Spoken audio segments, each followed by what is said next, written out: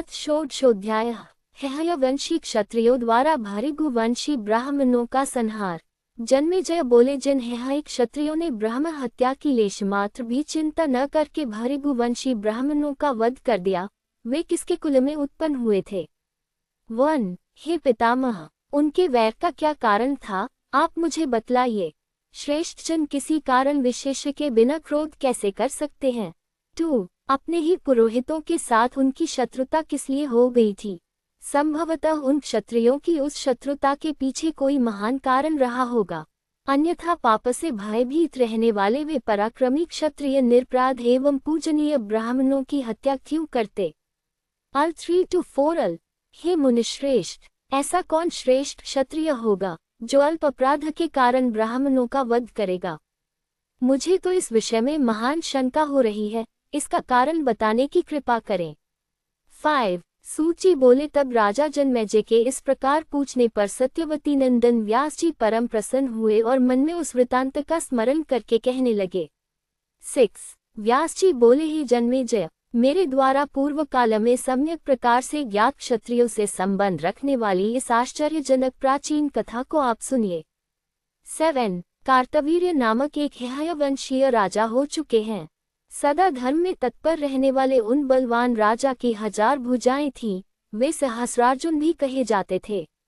8. वे भगवान विष्णु के अवतार स्वरूप, दत्तात्रेय के शिष्य, भगवती के उपासक, परम सिद्ध, सब कुछ देने में समर्थ तथा भृगुवंशी ब्राह्मणों के यजमान थे। 9. वे यज्ञ करने वाले, धर्मनिष्ठ तथा सदैव दान देने में रुचि रखने वाले थे। उन्होंने अनेक यज्ञ करके अपनी विपुल संपदा भृगुवंशी ब्राह्मणों को दान कर दी थी। राजा के द्वारा दिए गए दान से वे भृगुवंशी ब्राह्मण बड़े धनी हो गए। घोड़े तथा रत्न आदि संपदा से युक्त हो जाने के कारण जगत में वे अतीव प्रसिद्ध हो गए। अल 10-11 हल हे राजन, नृपश्रेष्ठ कार्तवीर्यार्जुन के दीर्घकाल तक राज्य करने के पश्चात उनके स्वर्ग चले जाने पर हयवंशी क्षत्रिय धनहीन हो गए। 12. हे राजन, किसी समय हय क्षत्रियों को कार्य विशेष के लिए धन की आवश्यकता पड़ गई, तब वे धन मांगने की इच्छा से भृगुवंशी ब्राह्मणों के पास गए। 13. उन क्षत्रियों ने अत्यधिक विनम्रतापूर्वक उन ब्राह्मणों से धन की याचना की, किंतु लोभ के वशीभूत उन ब्राह्मणों ने कुछ नहीं दिया और बार बार कहते रहे, मेरे पास नहीं है, मेरे पास नहीं है। 14. हयवंशी क्षत्रियों से भयभीत होकर कुछ भृगुवंशी ब्राह्मणों ने अपनी प्रचुर संपत्ति जमीन में गाड़ दी और कुछ ने अन्य ब्राह्मणों को दे दी। 15. भयाक्रांत तथा लोभ के वशीभूत वे सभी भृगुवंशी ब्राह्मण अपना अपना धन स्थानांतरित करके अपने आश्रम छोड़कर अन्यत्र चले गए। 16. अपने यजमानों को दुखित देखकर भी लोभ से विमोहित ब्राह्मणों ने उन्हें कुछ भी नहीं दिया। उन सभी ने भागकर पर्वत की गुफाओं का आश्रय ग्रहण किया। 17. हे तात, तत्पश्चात कष्ट झेल रहे अनेक हय क्षत्रिय प्रमुख विशेष कार्यवश द्रव्य प्राप्ति के लिए भृगुवंशी ब्राह्मणों के आश्रमों पर पहुंचे। 18. अपने अपने आश्रम को सुनसान छोड़कर भृगुवंशी ब्राह्मणों को बाहर गया हुआ देखकर वे हय क्षत्रिय धन के लिए वहां की जमीन खोदने लगे। 19. तत्पश्चात किसी ब्राह्मण के घर में जमीन खोद रहे किसी क्षत्रिय ने कुछ पाया। अब परिश्रम के कारण क्षीणकाया सभी क्षत्रियों ने उस धन को देख लिया। उस समय से जहां जहां भी पता चलता, वे जमीन खोदकर समस्त धन ले लेते थे। धन के लोभ से आसपास रहने वाले ब्राह्मणों के भी घरों को खोदने पर उन क्षत्रियों को पर्याप्त धन दिखलाई पड़ा। इस पर सभी ब्राह्मण रोने चिल्लाने लगे और भयभीत होकर क्षत्रियों के शरणागत हो गए। 20-22 बार बार खोजते रहने पर उन ब्राह्मणों के घर से प्रायः सभी धन निकल चुका था, फिर भी वे क्षत्रिय उन शरणागत ब्राह्मणों पर कोप करके बाणों से प्रहार करते रहे। 23 इसके पश्चात वे उन पर्वत की गुफाओं में पहुंच गए जहां भृगुवंशी ब्राह्मण स्थित थे। इस प्रकार गर्भस्थ शिशुओं से ब्राह्मणों को नष्ट करते हुए क्षत्रिय इस पृथ्वी मंडल पर घूमने लगे। 24 उन्हें जहां कहीं भृगुवंशी बालक, वृद्ध तथा अन्य भी मिल जाते थे, वे पाप की परवाह किए बिना उन सभी को तीक्ष्ण बाणों से मार डालते थे। 25 इस प्रकार इधर उधर सभी भृगुवंशी ब्राह्मणों के मार दिए जाने पर उन्हें क्षत्रियों ने स्त्रियों को पकड़ पकड़ कर उनका गर्भ नष्ट कर डाला। पापकृत्य पर तुले हुए क्षत्रियों के द्वारा जिन स्त्रियों के गर्भ नष्ट कर दिए जाते थे, वे बेचारी अत्यंत दुखित होकर कुररी पक्षी की भांति विलाप करने लगती थीं। 26-27 तब अन्य तीर्थवासी मुनियों ने भी अभिमान में चूर उन हेहयवंशी क्षत्रियों से कहा, हे क्षत्रियो, तुम लोग ब्राह्मणों का ऐसा भयंकर क्रोध करना छोड़ दो। हे श्रेष्ठ क्षत्रियो, तुम लोगों ने तो अत्यंत निंदनीय तथा अनुचित कार्य आरंभ कर दिया है, जो कि तुम लोग भृगुवंशी ब्राह्मणों की पत्नियों का गर्भोच्छेद कर रहे हो। अत्यंत उग्र पाप अथवा पुण्य का फल इसी लोक में प्राप्त हो जाता है। इसलिए कल्याण की इच्छा रखने वाले प्राणी को गर्हित कर्म का परित्याग कर देना चाहिए।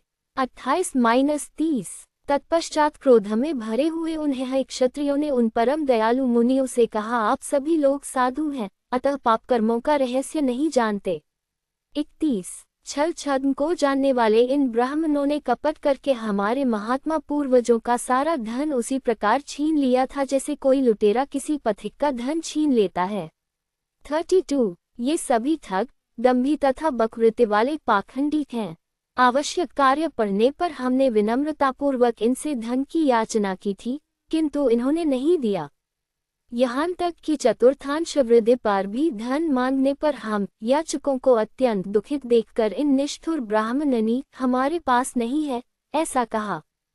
33-34 महाराज कार्तवीर्य से धन प्राप्त करके इन्होंने किस प्रयोजन से धन की रक्षा की? इन्होंने न तो यज्ञ किए और न तो याचकों को ही प्रचुर दान दिया। 35 ब्राह्मणों को कभी भी धन का संग्रह नहीं करना चाहिए। यज्ञ करने, दान देने तथा सुखोपभोग में यथेच धन का उपयोग करना चाहिए। 36 हे विप्रो, पास में धन रहने पर चोर, राजा, अग्नि तथा धूर्तों से महान भय कहा गया है। 37 जिस किसी भी उपाय से अपनी ही रक्षा करने वाले को धन छोड़ देता है अथवा वह व्यक्ति धन छोड़कर स्वयं मर जाता है और दुर्गति को प्राप्त होता है। 38 हम सबने बड़ी विनम्रता के साथ इन लोगों से चतुर्थांश वृद्धि पर धन मांगा था, फिर भी लोभ के कारण संशय में पड़े हुए पुरोहितों ने हमें धन नहीं दिया। 39 दान, भोग तथा नाश धन की इस प्रकार की गति होती है। पुण्यशाली प्राणियों के धन की गति दान तथा भोग है और दुष्ट आत्मा वाले प्राणियों के धन की गति नाश है। जो कृपण व्यक्ति न दान करता है और न धन का उपभोग करता है, अपितु केवल धन के संग्रह में लगा रहता है, वह वंचक प्राणी राजा के द्वारा सर्वथा दंडनीय है और दुख का भागी होता है। 40-41 इसीलिए इन वंचक गुरुओं तथा अधम ब्राह्मणों को मारने के लिए हम सभी उद्यत हुए हैं। आप हैं महात्माजन, इसके लिए हम प्रकोप न करें। 42 व्यास जी बोले, इस प्रकार सहेतुक वचन कहकर उन मुनियों को पूर्ण आश्वस्त करने के बाद वे पुनः भृगुकुल की स्त्रियों को खोजते हुए भ्रमण करने लगे। 43 भयार्त तथा अत्यंत कृश शरीर वाली भृगुवंशीय पलियां हिमवान पर्वत पर रोती तथा कांपती हुई पहुंची। 44 इस प्रकार धनलोलुप तथा पापक मुंह से अभिभूत हेहयों ने उन ब्राह्मणों को बहुत पीड़ित किया तथा उनका संहार किया। 45 लोभ मनुष्यों के देह में रहने वाला सबसे बड़ा शत्रु है। ये समस्त दुखों का आगार, दुखदायी तथा प्राणों का नाश करने वाला कहा गया है। 46 ये लोभ संपूर्ण पापों की जड़ तथा सभी दुखों का कारण है। लोभ से युक्त प्राणी सदा तीनों वर्णों के लोगों से विरोध रखने वाला होता है। 47 लोभ के वशीभूत प्राणी अपने सदाचार तथा कुल धर्म का भी परित्याग कर देते हैं। वे अपने माता, पिता, भाई, बांधव, गुरु, मित्र, पत्नी, पुत्र तथा बहन तक का वध कर देते हैं। इस प्रकार लोभ के वशीभूत मनुष्य पाप से विमोहित होकर कौन सा दुष्कर्म नहीं कर डालता। 48-49 क्रोध, काम तथा अहंकार से भी बढ़कर लोभ महान शत्रु है। लोभ में पड़कर मनुष्य अपने प्राण तक गंवा देता है, फिर इसके विषय में और क्या कहा जाए। 50 हे महाराज, आपके पूर्वज धर्मज्ञ तथा सत्पथ पर चलने वाले थे, किंतु वे पांडव तथा कौरव लोभ के कारण ही मारे गए। जहाँ भीष्म पितामह, द्रोणाचार्य, कृपाचार्य, कर्ण, बाहलिक, भीमसेन, धर्मपुत्र युधिष्ठिर, अर्जुन तथा श्री कृष्ण थे, फिर भी लोभ के वशीभूत उन्होंने आपस में भीषण युद्ध किया और अपने कुटुंब का महाविनाश कर डाला। उस युद्ध में द्रोण, भीष्म, पांडवों के पुत्र, भाई, पिता, पुत्र सभी मारे गए। 51-54 अतएव लोभपरायण मनुष्य क्या नहीं कर डालता। लोभ के कारण ही पाप बुद्धि हेहयवंशी क्षत्रियों ने भृगुकुल के समस्त ब्राह्मणों को मार डाला था। 55 इति श्रीमद्देवी भागवते महापुराणेष्टादशसाहस्र्या संहिताया षष्ठस्कन्धे हेहयैर्धनहरणेन सह भृगुना वधवर्णन नाम षोडशोऽध्यायः। 16 अथ सप्तदशोऽध्यायः। भगवती की कृपा से भार्गव ब्राह्मणी की जंघा से तेजस्वी बालक की उत्पत्ति, हेहयवंशी क्षत्रियों की उत्पत्ति की कथा। जन्मेजय बोले, भृगुवंश की स्त्रियों का पुनः दुख रूप समुद्र से कैसे उद्धार हुआ और उन ब्राह्मणों की वंशपरंपरा किस प्रकार स्थिर रही। 1 लोभ के वशीभूत तथा पापाचारी हेहय क्षत्रियों ने उन ब्राह्मणों को मारने के पश्चात कौन सा कार्य किया, उसे आप बताइए। 2 हे ब्राह्मण, आपके द्वारा कथित इस पवित्र, लोगों के लिए सुखदायक तथा परलोक में फल देने वाले कथामृत का पान करते हुए मुझे तृप्ति नहीं हो रही है। 3 व्यास जी बोले, हे राजन, सुनिए, वे स्त्रियां उस भयावह दुख से जिस प्रकार मुक्त हुई, अब मैं उस पापनाशिनी कथा का वर्णन करूंगा। 4 हे राजन, जब क्षत्रिय हेहय भृगुकुल की नारियों को बहुत पीड़ित करने लगे तब वे भयभीत तथा निराश होकर हिमालय पर्वत पर चली गईं। 5 उन्होंने वहां नदी के तट पर गौरी की मृण्मयी प्रतिमा स्थापित करके निराहार रहते हुए उपासना में लीन होकर अपने मरण के प्रति पूरा निश्चय कर लिया।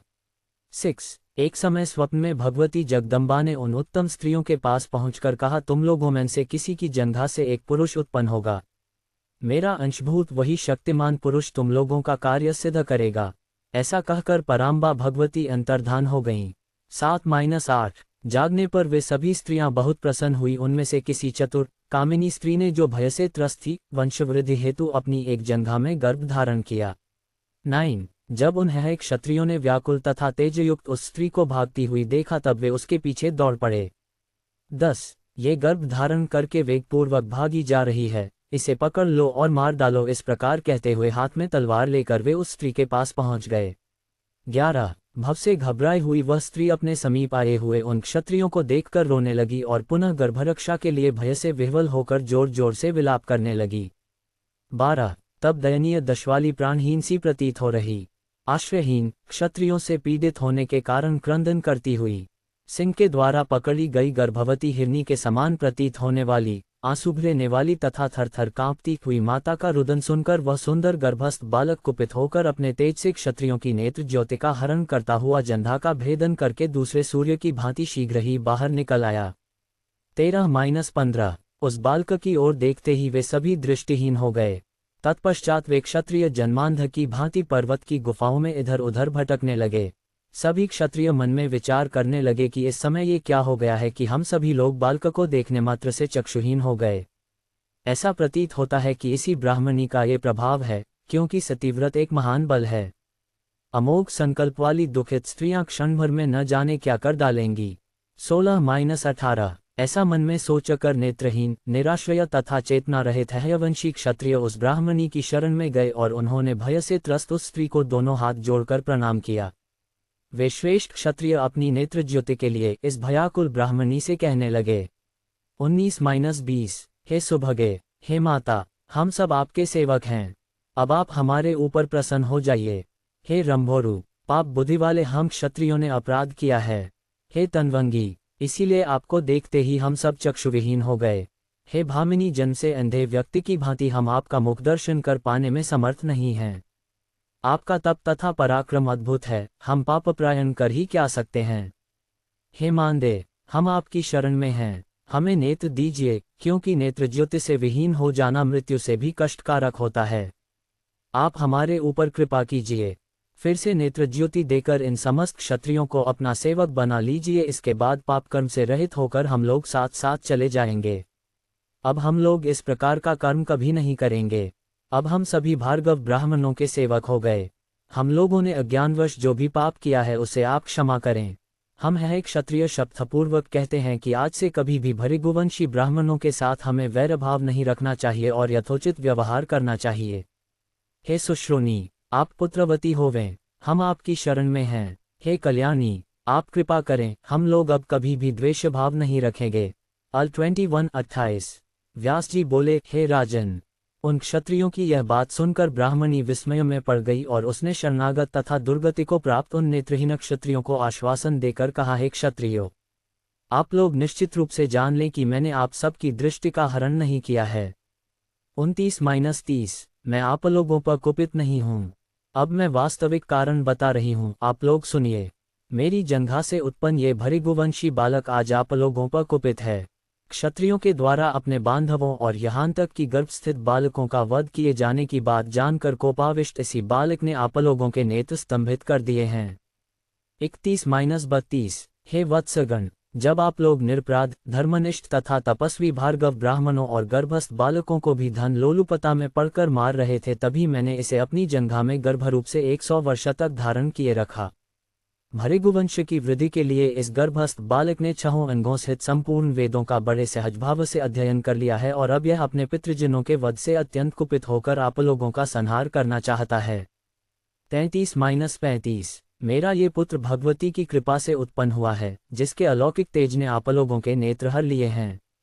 36। अतएव आप लोग इसी समय मेरी जंघा से उत्पन्न इस बालक से विनम्रतापूर्वक याचना कीजिए, चरणों में गिरने से प्रसन्न होकर यह बालक आप लोगों की नेत्र ज्योति मुक्त कर देगा। 37। व्यास जी बोले, उस ब्राह्मणी का वचन सुनकर हयों ने जंघा से उत्पन्न बालकरूप मुनिश्रेष्ठ को प्रणाम किया और वे विनय से युक्त होकर उसकी स्तुति करने लगे। 38। तत्पश्चात प्रसन्न होकर उस बालक ने उन नेत्रहीन क्षत्रियों से कहा, हे राजाओं, अब तुम लोग मेरी कही हुई बात पर विश्वास करके अपने घर लौट जाओ। 39। दैव ने जो विधान सुनिश्चित कर दिए हैं वे अवश्य होकर रहते हैं, ज्ञानी व्यक्ति को इस विषय में चिंता नहीं करनी चाहिए। 40। सभी ऋषिगण पूर्व की भांति सुख प्राप्त करें तथा सभी क्षत्रिय भी अब क्रोधरहित होकर सुखपूर्वक अपने अपने घरों के लिए प्रस्थान करें। 41।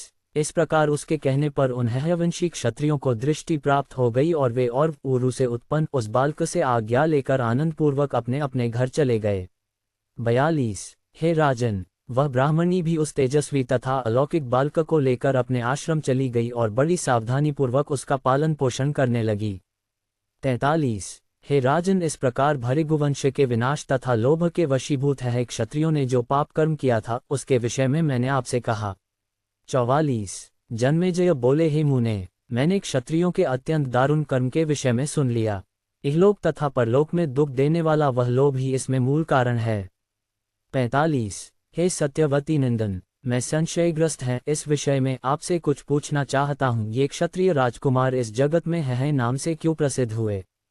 46। यदु से यादव हुए तथा भरत से भारत हुए, उसी प्रकार क्या उन क्षत्रियों के वंश में है नामधारी कोई प्रतिष्ठित राजा हुआ था? 47। हे करुणानिधान, उन है क्षत्रियों की उत्पत्ति कैसे हुई तथा किस कर्म से उनका ये नाम पड़ा, वह कारण मैं सुनना चाहता हूँ।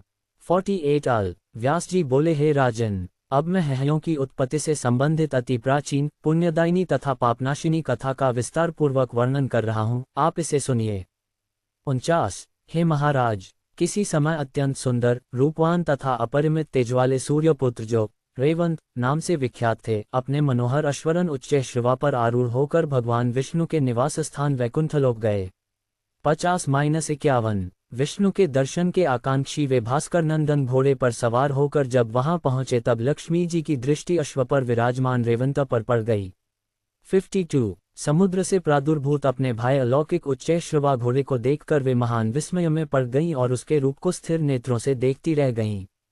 53। भगवान विष्णु ने उस मनोहर रेवंत को घोड़े पर बैठकर आता हुआ देखकर लक्ष्मी जी से प्रेमपूर्वक पूछा, हे सुंदर अंगों वाली, हे प्रिय, दूसरे कामदेव के समान तेजों में शरीर वाला ये कौन है जो घोड़े पर सवार होकर तीनों लोकों को मोहित करता हुआ इधर चला आ रहा है? 54-55। उस समय घोड़े को एकटक देखते रहने से दैववशात उसी में चित्तयोग हो जाने के कारण भगवान विष्णु के बार बार पूछने पर भी लक्ष्मी जी ने कुछ नहीं कहा। 56। व्यास जी बोले, भगवान विष्णु कामिनी, चपल नेत्रों वाली तथा चंचला लक्ष्मी को अत्यंत मोहित होकर अत्यधिक प्रेम के साथ निहारती हुई तथा उस अश्व में अनुरक्त बुद्धि वाली देखकर क्रोधित हो उठे और उनसे बोले, हे सुलोचने, तुम क्या देख रही हो? इस घोड़े को देखकर मोहित हुई तुम मेरे पूछने पर भी उत्तर नहीं दे रही हो। 57-58। क्योंकि तुम्हारा चित्त सभी और रमण करता है। अतएव रमा और तुम्हारी चंचलता के कारण तुम चला कही जाओगी, इसमें संदेह नहीं है। 59। जिस प्रकार सामान्य नारी चंचल होती है, उसी प्रकार है कल्याणी, तुम भी कभी स्थिर स्वभाव वाली नहीं रहोगी। 60। मेरे पास रहने पर भी तुम यदि एक अश्व को देखकर मोहित हो गई हो तो हे वामोरु, तुम अत्यंत दारुण मर्त्यलोक में घोड़ी के रूप में जन्म ग्रहण करो। 61। दैवयोग से भगवान विष्णु ने जब देवी लक्ष्मी को ऐसा शाप दे दिया तब वे अत्यंत भयभीत तथा दुखी होकर कांपती हुई रोने लगों। 62। सुंदर मुस्कान वाली लक्ष्मी जी दुविधा में पड़ गई और अपने पति भगवान विष्णु को विनय से युक्त होकर मस्तक झुकाकर प्रणाम करके उनसे कहने लगीं। 63। हे देव, हे जगदीश्वर, हे करुणानिधान, हे केशव, हे गोविंद, एक छोटे से अपराध के लिए आपने मुझे ऐसा शाप क्यों दे दिया। 64। हे प्रभो, मैंने आपका ऐसा क्रोध पहले कभी नहीं देखा, मेरे प्रति आपका वह सहज तथा शाश्वत प्रेम कहाँ चला गया। 65। आपको वज्रपात शत्रु पर करना चाहिए न कि अपने स्नेहीजन पर, आपसे सदा वर पाने योग्य मैं आज शाप के योग्य कैसे हो गई। 66। हे गोविंद, मैं इसी समय आपके देखते देखते आपके सामने प्राण त्याग दूंगी, क्योंकि आपसे वियुक्त होकर विराग्नि में जलती हुई मैं कैसे जीवित रह सकूंगी।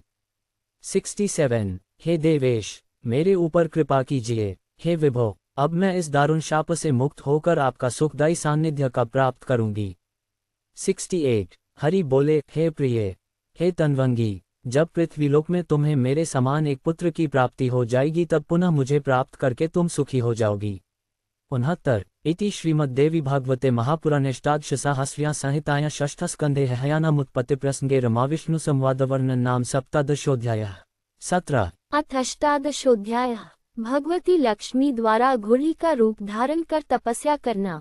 जन्मेजय बोले, हे मुने, इस प्रकार कोप करके भगवान के द्वारा शापित लक्ष्मी जी ने घोड़ी के रूप में किस प्रकार जन्म लिया और इसके बाद रेवंत ने क्या किया। 1. अपने पति के प्रवास में रहने के कारण उसके वियोग में एकाकिनी समय व्यतीत करने वाली नारी की भांति लक्ष्मी जी ने घोड़ी का रूप धारण करके किस देश में समय व्यतीत किया। 2. हे आयुष्मान, पति से वियुक्त रहते हुए लक्ष्मी जी ने कितना समय बिताया और पुनः उस निर्जन वन में रहती हुई उन्होंने क्या किया। 3. समुद्रतनया लक्ष्मी को पुनः भगवान विष्णु का समागम कब प्राप्त हुआ तथा विष्णु से अलग रहते हुए उन्होंने किस प्रकार पुत्र प्राप्त किया। 4. हे आर्येश, इस वृतांत का वर्णन विस्तार के साथ कीजिए। हे विप्रवर, मैं इस अत्युत्तम पौराणिक आख्यान को सुनना चाहता हूँ। 5. सूची बोले, हे विप्रो, परीक्षित पुत्र जन्मेजय के ऐसा पूछने पर व्यास जी इस अति विस्तृत कथा का वर्णन करने लगे। 6. व्यास जी बोले, हे राजन, सुनिए, मैं अब वह शुभ, पवित्र, स्पष्ट अक्षरों से युक्त तथा कानों को प्रिय लगने वाली पौराणिक कथा कहूँगा। 7. कामिनी रमा को विष्णु द्वारा शापित की गई देखकर रेवंत भय के कारण जगतपति वासुदेव को दूर से ही प्रणाम करके चले गए। 8. जगन्नाथ विष्णु का ये क्रोध देखकर वे तत्काल अपने पिता के पास गए और उन सूर्य से शाप से संबंधित कथा बताई। 9. इसके बाद कमल के समान नेत्रों वाली वे दुखित लक्ष्मी जी जगदीश्वर विष्णु जी से आज्ञा लेकर उन्हें प्रणाम करके मृत्युलोक में आ गईं।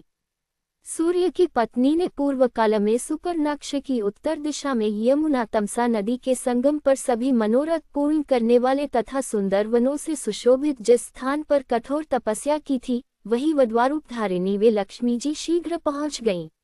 10-12 वहां रहकर वे लक्ष्मी जी समस्त कामनाएं पूर्ण करने वाले त्रिशूलधारी चंद्रशेखर, 5 मुखों वाले, 10 भुजाओं वाले, गौरी के शरीर का अर्धभाग धारण करने वाले, कर्पूर के समान गौर शरीर वाले, नीले कंठ से सुशोभित, 3 नेत्रों वाले, व्याघ्र चर्म धारण करने वाले, हाथी के चर्म का उत्तरीय धारण करने वाले, गले में नरमुंड की माला से मंडित तथा सर्प का यज्ञोपवीत धारण करने वाले महादेव शंकर का एकाग्रमन से ध्यान करने लगी। 13-15 सागर पुत्री लक्ष्मी जी ने सुंदर घोड़ी का रूप धारण करके उस तीर्थ में अत्यंत कठोर तपस्या की। 16 हे राजन, महादेव शंकर का ध्यान करते करते लक्ष्मी जी के मन में वैराग्य का प्रादुर्भाव हो गया। इस प्रकार उनको तप करते हुए 1000 दिव्य वर्ष बीत गए। 17 तदनंतर प्रसन्न होकर त्रिनेत्रधारी भगवान शंकर ने वृषभ पर सवार होकर पार्वती जी के साथ उन्हें साक्षात दर्शन दिया। 18 भगवान शंकर ने अपने गणों सहित वहां आकर तप करती हुई वधवारूप धारिणी महाभागा विष्णुप्रिया लक्ष्मी जी से कहा। 19 हे कल्याणी, हे जगत जननी, आप तपस्या क्यों कर रही हैं? मुझे इसका कारण बताएं। आपके पति विष्णु तो स्वयं संपूर्ण मनोरथ पूर्ण करने वाले तथा सभी लोकों का विधान करने वाले हैं। 20 हे देवी, भोग तथा मोक्ष प्रदान करने वाले जगतपति वासुदेव जगन्नाथ विष्णु को छोड़कर इस समय आप मेरी आराधना किस लिए कर रही हैं? 21 स्त्रियों के लिए पति ही उनका देवता होता है, इस वेदोक्त वचन का उन्हें पालन करना चाहिए। किसी दूसरे में कभी कहीं भी भावना नहीं करनी चाहिए। 22 पति की सेवा शुश्रूषा ही स्त्रियों का सनातन धर्म है। पति चाहे जैसा भी हो, कल्याण की इच्छा रखने वाली स्त्री को निरंतर उसकी सेवा करनी चाहिए। 23 भगवान विष्णु तो सर्वदा सभी प्राणियों की आराधना के योग्य हैं। अतएव हे सिंधु जे, उन देवादिदेव को छोड़कर आप मेरा ध्यान क्यों कर रही हैं?